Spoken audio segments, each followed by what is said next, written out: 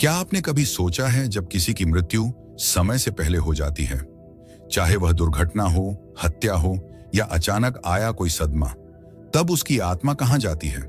ऐसा क्यों होता है कि कुछ जगहों पर कदम रखते ही एक अजीब सी बेचैनी घेर लेती है, हवा में डर समा जाता है और मन किसी अनजानी ऊर्जा की मौजूदगी महसूस करता है।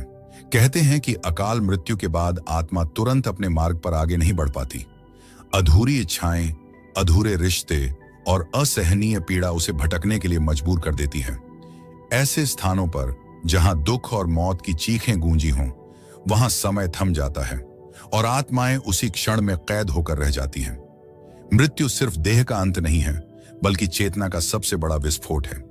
जब व्यक्ति की मृत्यु समय पर आती है, उम्र के ढलते हुए देह और मन के साथ आत्मा धीरे धीरे जीवन से अलग होने लगती है। वह परिवर्तन की तैयारी करती है। परिवार, रिश्तों, स्मृतियों और इस संसार से विदाई की प्रक्रिया अपने आप शुरू हो जाती है। लेकिन अचानक मृत्यु में कोई तैयारी नहीं होती। यह मौत देह से पहले मन को तोड़ देती है और देह से अलग होने के बाद आत्मा को जला देती है। अचानक मृत्यु ठीक उसी क्षण होती है जब शरीर अभी जीवित रहने की पूरी कोशिश कर रहा होता है। धड़कनें दौड़ रही होती हैं, शरीर खुद को बचाने की लड़ाई लड़ रहा होता है और मन जीवन के हर टुकड़े को पकड़कर बैठा होता है। और तभी एक अनचाहा पल सब कुछ खत्म कर देता है। गरुड़ पुराण में कहा गया है, अचानक मृत्यु तब नहीं होती जब शरीर मरता है। अचानक मृत्यु तब होती है जब आत्मा को समझने का समय ही नहीं मिलता कि मृत्यु हो चुकी है। मरने के बाद पहली रात यही सबसे भयावह होती है, क्योंकि पहले कुछ घंटे आत्मा को यह समझ ही नहीं आता कि वह मर चुकी है। वह अपने शरीर की तलाश में भटकती है, अपने ही मृत शरीर के पास खींची चली आती है। कभी उसके शरीर के ऊपर खड़ी होती है, कभी उसके चेहरे को देखने की कोशिश करती है, कभी उस शरीर में वापस प्रवेश करना चाहती है, लेकिन देह उसका स्वीकार नहीं करती। दरवाजा बंद हो जाता है और बंद दरवाजों की दुनिया शुरू हो जाती है। यही पहली यातना है। जिस व्यक्ति को अकाल मृत्यु मिलती है, उसकी आत्मा अपने परिवार के पास जाना चाहती है। वह उन्हें पुकारती है, लेकिन कोई आवाज नहीं सुनता। वह घर में प्रवेश करती है, लेकिन कोई उसे देख नहीं पाता। वह अपने प्रियजनों के कंधे पर हाथ रखना चाहती है, लेकिन स्पर्श का हक भी उससे छीन लिया जाता है। यह अस्तित्व का टूटना है, जहां आत्मा जी रही है पर दुनिया उसे मृत मान चुकी है। और फिर शुरू होता है वह क्षण जब आत्मा पहली बार रोती है। उस रोने की आवाज किसी इंसान के कान तक नहीं पहुंचती, लेकिन घर के वातावरण में बेचैनी भर देती है। अचानक ठंडी हवा, अचानक भारीपन, अचानक रात का डर, ये सब उसी रोती हुई आत्मा का दर्द होता है। लोग कहते हैं कि अचानक मृत्यु वाले स्थान हॉन्टेड हो जाते हैं। वास्तव में वह जगह हॉन्टेड नहीं होती। वह जगह रोती हुई आत्माओं की प्रतीक्षा से भरी होती है। दुर्घटना स्थल, जलाशय, अधूरे निर्माण वाले घर, पहाड़, पुल, पुराने पेड़, इन जगहों पर बेचैनी महसूस होना किसी रहस्य का संकेत नहीं, एक आत्मा की उलझन का सबूत होता है। गरुड़ पुराण कहता है कि अकाल मृत्यु की आत्मा पहले कुछ दिनों तक बार बार अपने शरीर के पास लौटती है, क्योंकि उसके भीतर अभी भी एक अटल विश्वास होता है कि यह सब एक सपना है और वह वापस उठ जाएगी। लेकिन हर बार वह शरीर देखती है, पर खुद को उसमें नहीं पाती। यह सच्चाई उसे भीतर से काटती है। यह पीड़ा जन्म जन्मांतर की किसी भी पीड़ा से अधिक भारी होती है। धीरे धीरे आत्मा समझने लगती है कि वह अब जीवित नहीं है, और यहीं से दूसरी यातना शुरू होती है। अधूरे जीवन की खामोशी, जो सपना अधूरा रह गया, जो प्रेम अधूरा रह गया, जो कर्तव्य छूट गया, जो बदला, जो जिम्मेदारी, जो वादा, सब आत्मा को जंजीरों की तरह बांध लेते हैं। गहरी पीड़ा यह नहीं कि जीवन समाप्त हो गया, गहरी पीड़ा यह है कि जीवन पूरे होने से पहले समाप्त हुआ। अचानक मृत्यु के बाद आत्मा सबसे ज्यादा जिस बात से टूटती है, वह यह है कि उसके परिवार को भी उसकी मौत अचानक मिलती है। रोना, सदमा, चिल्लाना, चीख पुकार, इन सब का भार आत्मा के कानों तक पहुंचता है, और आत्मा चाहकर भी किसी को सांत्वना नहीं दे पाती।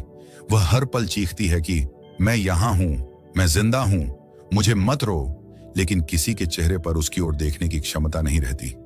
यही वह क्षण होता है जब आत्मा पहली बार असहायता महसूस करती है।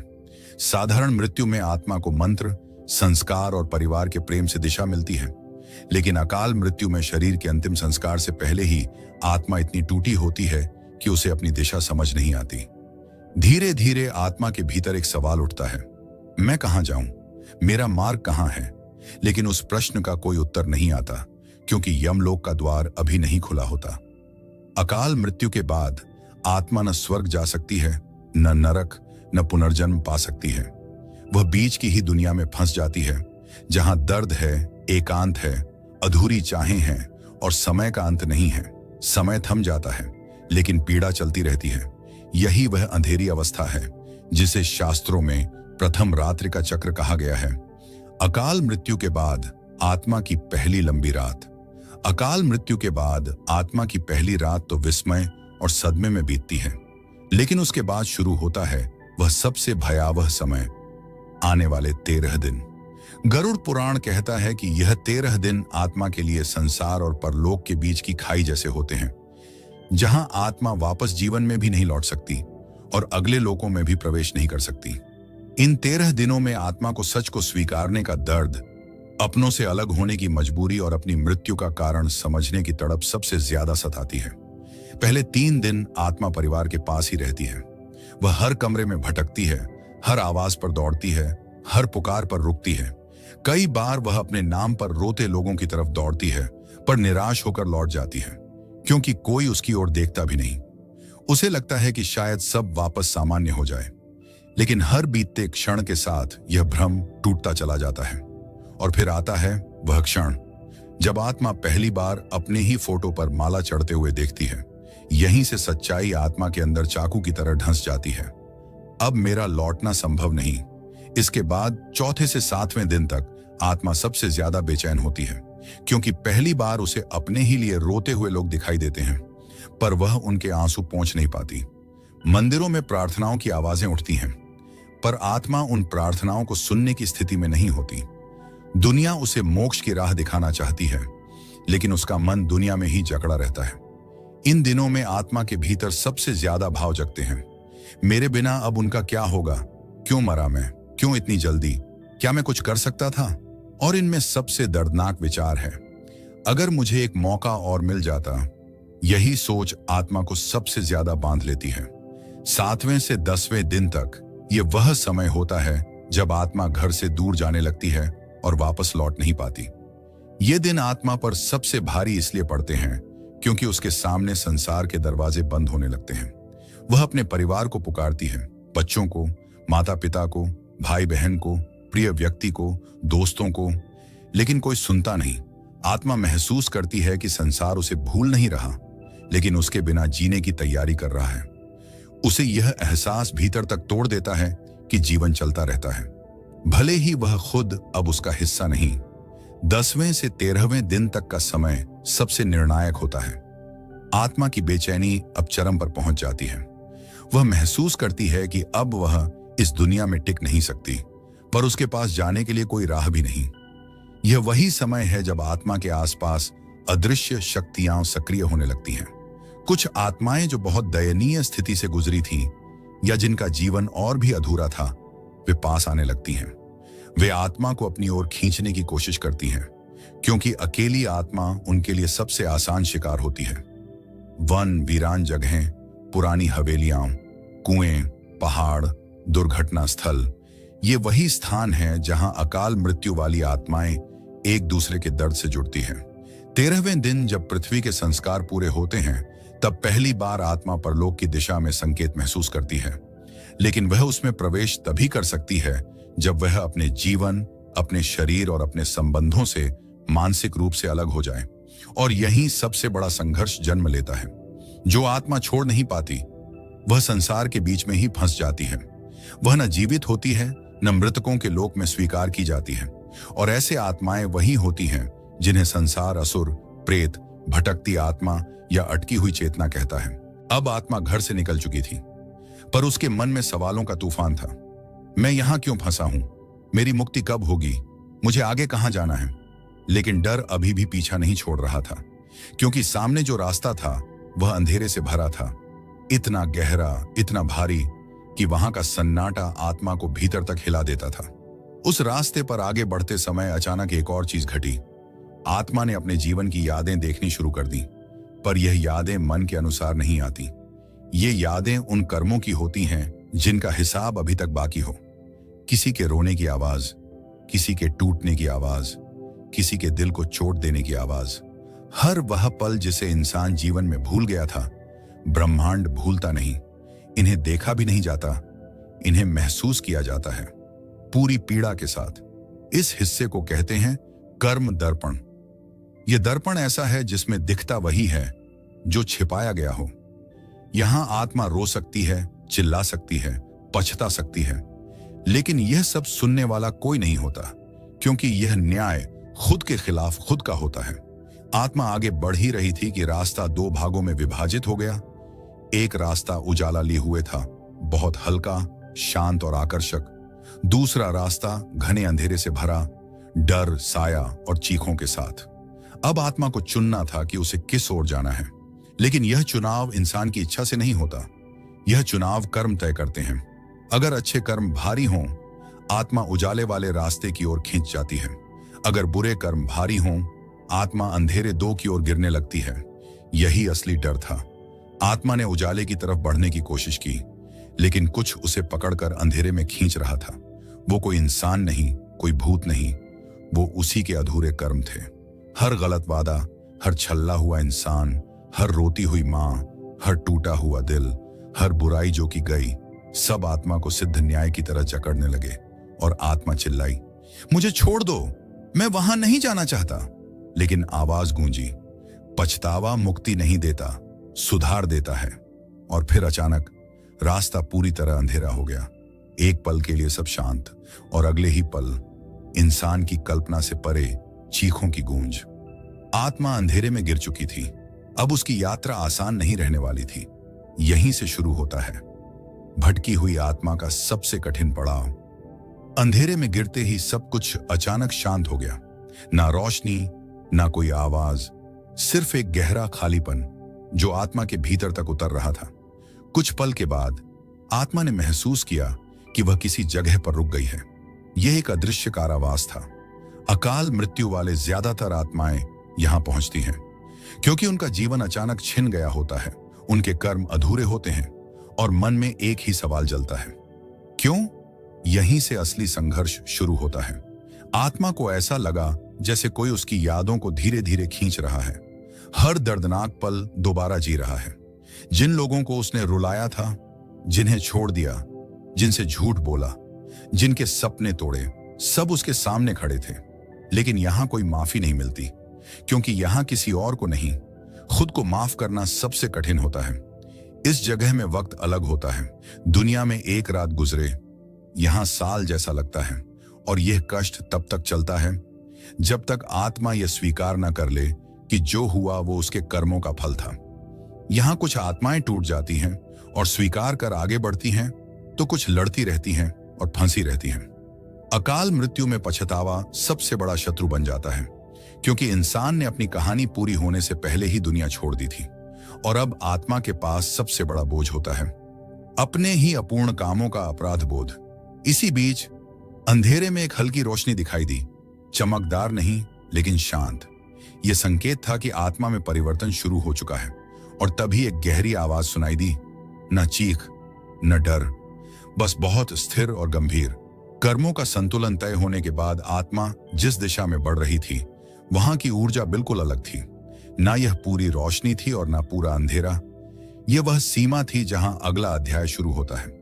आत्मा आगे बढ़ते बढ़ते एक विशाल क्षेत्र में पहुंची। यह था आत्मिक मार्ग, जहां सभी आत्माएं वही अनुभव करती हैं जो उनके जीवन ने बनाया होता है।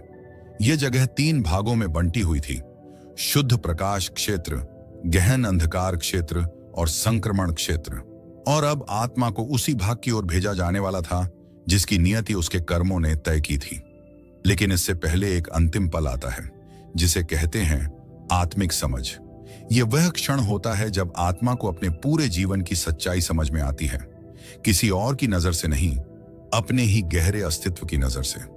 किसी को चोट पहुंचाने का पछतावा, किसी की मदद करने का सुकून, किसी बात पर गुस्सा होने का कारण, किसी के प्यार को न समझ पाने की पीड़ा, सब कुछ स्पष्ट दिखता है। अचानक मैदान के ऊपर एक गोलाकार कंपन उठा और आत्मा को भीतर एक खिंचाव महसूस हुआ, जैसे किसी ने उसका भविष्य पकड़ लिया हो। उस क्षण आवाज फिर गूंजी, अब तुम वहां जाओगे जहां तुम्हारे कर्म तुम्हें ले जाएंगे। इसके बाद किसी को रोकने का अधिकार नहीं होता। कोई प्रार्थना, कोई बहाना, कोई तर्क, कुछ भी काम नहीं आता। आत्मा ने एक आखिरी बार पीछे मुड़कर देखा, लेकिन वहां कुछ नहीं था। ना कोई शरीर, ना कोई घर, ना कोई अपना। बस सत्य था, और वह सत्य ही आगे का रास्ता तय करता है। आत्मा उस दिशा में बढ़ने लगी जहां से अब उसके अगले अनुभव की शुरुआत होगी। निर्णय की शक्ति ने जैसे ही आत्मा को अपनी ओर खींचा, दुनिया की हर याद धुंधली होने लगी। अब कोई चेहरा याद नहीं, कोई आवाज नहीं, सिर्फ एक एहसास कि अब लौटना नहीं है। और फिर आत्मा उस क्षेत्र में पहुंची जहां 3 रास्ते 3 वास्तविकताओं की ओर जाते हैं। पहला, प्रकाश का क्षेत्र, जिनके अच्छे कर्म अधिक हों। यह जगह न स्वर्ग है, न कल्पना का कोई महल। यह एक ऐसी ऊर्जा का क्षेत्र है जहां आत्मा को पूर्ण शांति का अनुभव होता है। यहां कोई शरीर नहीं होता, सिर्फ अस्तित्व होता है। किसी प्रकार का दर्द, डर, भूख या प्यास नहीं, सिर्फ गहरा सुकून। दूसरा, अंधकार का क्षेत्र, जिनके बुरे कर्म भारी हों। यह वह जगह है जिसे लोग गलत समझते हैं।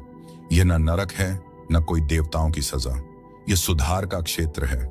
यहां जो दर्द आत्मा महसूस करती है, वह किसी बाहरी शक्ति से नहीं आता। वह उसी दर्द का रूप होता है जो उसने जीवन में दूसरों को दिया था। तीसरा, संक्रमण क्षेत्र, जिनके कर्म संतुलित हों। यह क्षेत्र सबसे रहस्यमय है। यहां दर्द भी नहीं, शांति भी नहीं, सिर्फ प्रतीक्षा। यहां आत्माएं जैसे किसी स्वप्न में होती हैं। वे बस एक नए अवसर का इंतजार करती हैं, जो पुनर्जन्म के रूप में आता है। और जब सही परिस्थितियां बनती हैं, आत्मा नए शरीर में प्रवेश करती है। अब हमारी आत्मा इस अवस्था में मौजूद थी, और उसे पता था कि अगला कदम आने वाला है। क्योंकि कर्मों के फैसले के बाद यात्रा रुकी नहीं करती, वह आगे चलती है। दूर एक ऊर्जा दरवाजा फिर खुला और आवाज गूंजी, यात्रा जारी रखो, अब सत्य का सबसे गहरा दौर शुरू होने वाला है। जैसे ही आत्मा आगे बढ़ी, उसके सामने एक विशाल अनंत सा संसार खुलने लगा। यह न स्वर्ग था, न नरक, यह सच्चाई का क्षेत्र था। यहां समय रुक जाता है, यहां शरीर नहीं होता, सिर्फ चेतना होती है। धीरे धीरे आत्मा के सामने 3 मार्ग बने, मुक्ति का मार्ग, पुनर्जन्म का मार्ग और सुधार का मार्ग। कौन सा मार्ग खुलता है, यह कर्म का संतुलन तय करता है। अकाल मृत्यु वाली आत्माओं के लिए यह पल और भी कठिन होता है, क्योंकि उनका शरीर छिन गया था, लेकिन उनकी कहानी पूरी नहीं हुई थी। अकाल मृत्यु के बाद पुनर्जन्म जल्दी मिलता है, क्योंकि आत्मा की कहानी अधूरी होती है। ऐसे जन्म में बच्चे डर लेकर पैदा होते हैं, रात में अचानक रो पड़ते हैं, कभी कभी सपनों में पुरानी यादें झलकती हैं, या किसी किसी को बचपन से ही परालौकिक संवेदनाएं होती हैं, क्योंकि आत्मा अभी भी अपने पिछले अनुभव से पूरी तरह मुक्त नहीं होती। अब आत्मा ऐसी जगह पहुंच चुकी थी जहां उसे आगे का रास्ता दिखने वाला था। दूर से रोशनी और अंधकार फिर से दिखाई देने लगे, लेकिन इस बार कोई आवाज नहीं आई, क्योंकि अब आत्मा को खुद चुनना नहीं था, बल्कि सच को स्वीकार करना था। आत्मा अब उस धुंध से बाहर निकल चुकी थी, लेकिन असली कष्ट अब शुरू हुआ था। सफेद मैदान के उस पार एक विशाल द्वार दिखाई दे रहा था, न सोने का, न पत्थर का, बस शुद्ध प्रकाश का बना हुआ। यह वही स्थान था जहां सदियों से आत्माएं अपने अंतिम निर्णय का इंतजार करती हैं। लेकिन उस द्वार का रास्ता आसान नहीं था। पहले आत्मा को पार करनी थी स्वयं की परीक्षा। यह परीक्षा किसी और के द्वारा नहीं ली जाती। यह परीक्षा आत्मा को खुद से लड़कर देनी पड़ती है। जैसे ही आत्मा आगे बढ़ी, सामने एक दर्पण जैसा पर्दा खड़ा हो गया। यह सत्य का दर्पण था। इसमें चेहरा नहीं दिखता, बल्कि जीवन के वो पल दिखते हैं जिन्हें इंसान सबसे ज्यादा छिपाना चाहता है। दर्पण में वो पल चमके जब आत्मा ने किसी कमजोर का फायदा उठाया था, जब किसी की मदद करने का मौका था लेकिन उसने मुंह फेर लिया, जब अहंकार ने रिश्तों को तोड़ दिया। दर्पण हर चोट, हर धोखे, हर अन्याय को खुला कर देता है ताकि आत्मा भाग न सके। यहां एक नियम है, कोई मजबूर नहीं किया जाता। आत्मा जहां खुद रहना चाहती है, उसे वहीं भेज दिया जाता है। लेकिन इस आत्मा के सामने सबसे बड़ा सच अभी बाकी था। दर्पण में अचानक वो दृश्य उभरा, उस पल का जिस पल अकाल मृत्यु हुई थी। लापरवाही, क्रोध, जिद, अभाग्य या किसी और की गलती। वास्तविकता अब सामने थी और आत्मा कांप गई, क्योंकि सच ये था कि अकाल मृत्यु का कारण किसी और की वजह नहीं, खुद की एक भूल थी। इस स्वीकार के बाद सफेद मैदान में फैली हवा बदल गई, वातावरण में एक हल्की गर्माहट आ गई और दर्पण धीरे धीरे गायब होने लगा। आत्मा अब अगले चरण के लिए तैयार थी, क्योंकि उसने सबसे कठिन सच का सामना कर लिया था। और तभी दूर से घंटियों जैसी आवाज गूंजी, अब निर्णय का समय निकट है। सत्य के दर्पण से गुजरने के बाद आत्मा अब उस जगह पहुंच चुकी थी जहां सदियों से हर आत्मा का भविष्य तय होता है। चारों तरफ सिर्फ शांति थी। दूर दिखाई देने वाला प्रकाश का विशाल द्वार अब बिल्कुल सामने था। उसके ठीक नीचे कोई लिखावट चमक रही थी, यहां निर्णय कोई और नहीं, तुम स्वयं लोगे। यही मृत्यु के बाद की सबसे कठोर सच्चाई है। अंतिम फैसला भगवान नहीं लेते, आत्मा खुद अपना भाग्य चुनती है। द्वार के सामने 3 रास्ते थे, प्रकाश की ओर जाकर मुक्ति पाना, पुनर्जन्म का मार्ग और अंधकार की खाई। फैसला आसान नहीं होता, क्योंकि यहां खुद को धोखा देना असंभव है। मन की हर परत खुल चुकी होती है। आत्मा ने अपनी पूरी यात्रा याद की। अचानक हुई मृत्यु, तोड़ते हुए रिश्ते, अन्याय और संवेदनाएं, पछतावा और सत्य का सामना। कर्मों का बोझ तो था, गलतियां भी थीं, लेकिन एक बात बहुत गहरी थी, सीख लेने की क्षमता और प्यार, दया और पछतावे की सच्ची भावना। उसे पता था मुक्ति अभी संभव नहीं है, क्योंकि कहानी अभी अधूरी है, कर्म अधूरे हैं। आत्मा धीरे धीरे दूसरे मार्ग की ओर बढ़ी, पुनर्जन्म के मार्ग की ओर।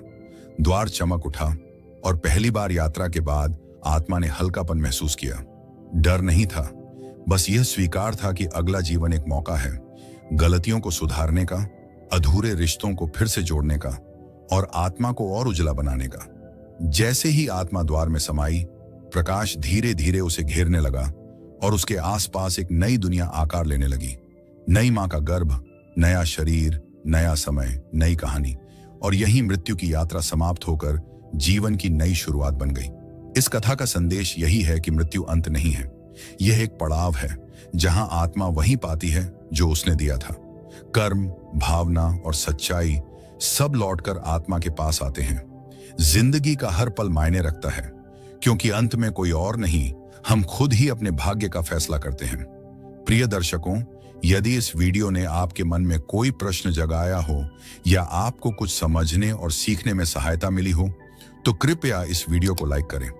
हमारे चैनल को सब्सक्राइब करें ताकि हम आप तक आगे भी आध्यात्मिक ज्ञान, धार्मिक कथाएं और आत्मा से जुड़े रहस्यों की बातें पहुंचाते रहें। इस वीडियो को अपने परिवार और मित्रों तक अवश्य पहुंचाएं। जय श्री कृष्णा।